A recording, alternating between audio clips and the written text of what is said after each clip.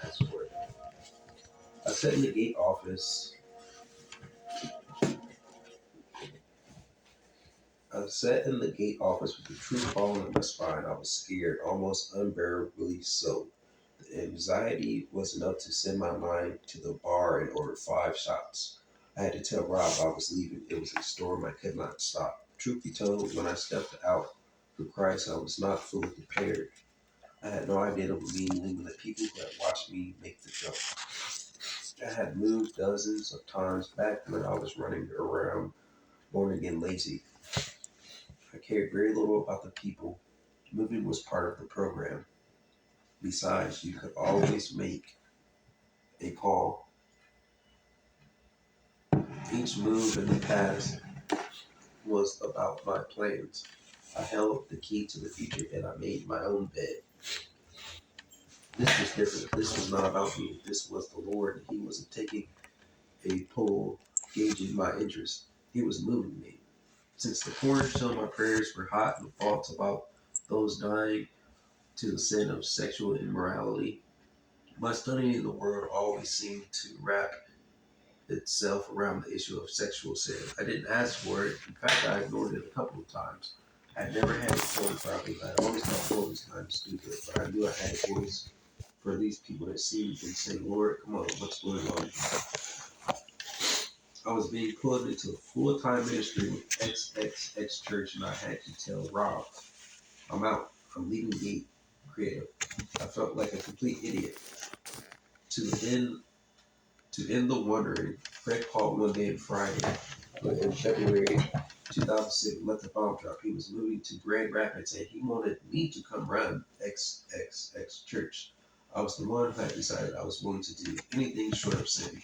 God was pushing the envelope. If you put yourself out there, he will ask you to serve, and serve you will. I turned to Rob. It was 2:30 on a Thursday afternoon. Rob, I have something going on. I have to talk to you. Usually I can find words for even the most painful of events in my life, but this time you'll have to use your own imagination to end this story. Sufficient to Sufficient it to say Rob and I and the wives are still the best of friends. God is a big God. It was the hardest thing Dana and I had ever done, yet God fulfilled the desires of our hearts. It was hard desire when I was sitting in the dining room that we would live for Christ, no matter what that meant, anything short of saying. Here we were heading to Grand Rapids, Michigan. I cry sometimes. God calls me girl, but I do. I cry because God called a wretch like me, and I miss my friend Rob.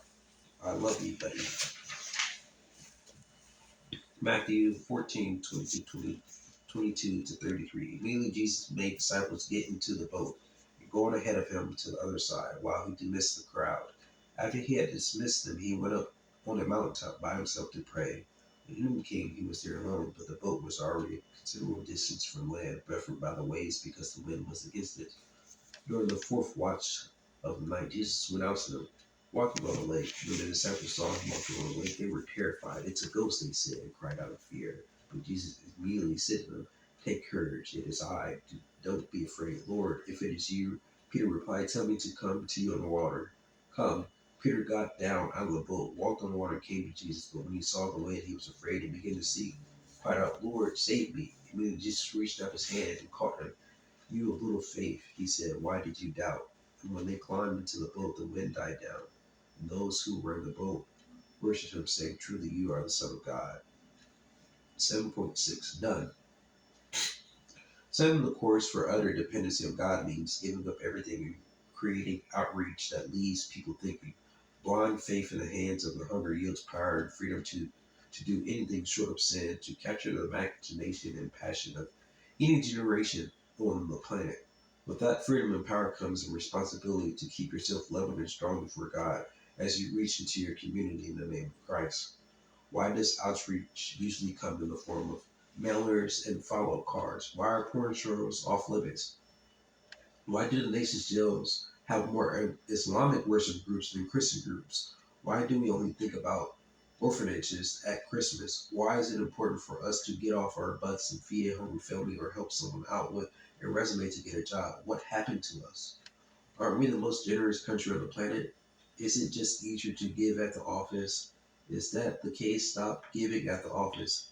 Get outside and touch the hand of someone with needs. Do anything short of sin to accomplish this. Simon Peter used every ounce of his faith and newfound freedom to do the outrageous, the unthinkable. He understood that Christ pushed the envelope and challenged the very reality people lived in. Simon told the Lord, "Tell me to come," as he got ready to walk on water. Christ said, "Come." Imagine Peter all jacked up to walk out that boat. Surely he thought, if Jesus can do it, so can I.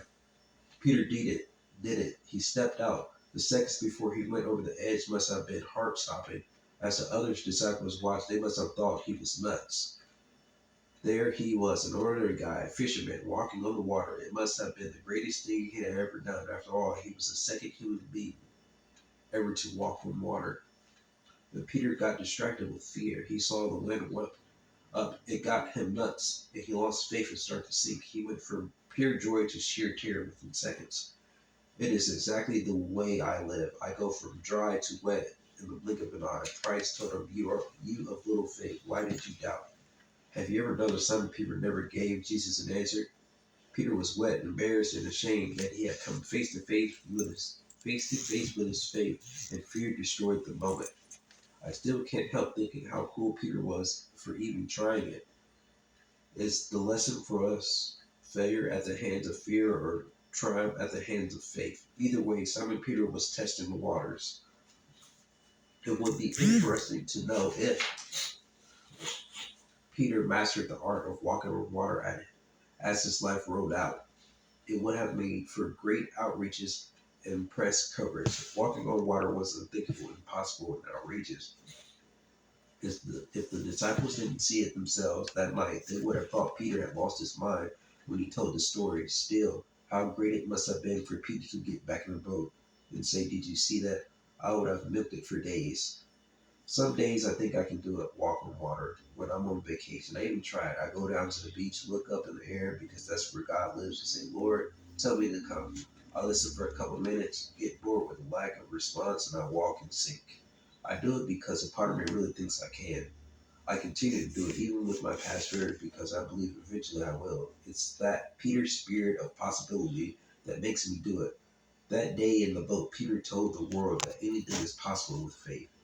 I want and need to believe in the possibility of changing the world in the name of Christ. JR is always going on about his history with God. He says faith is the only consistent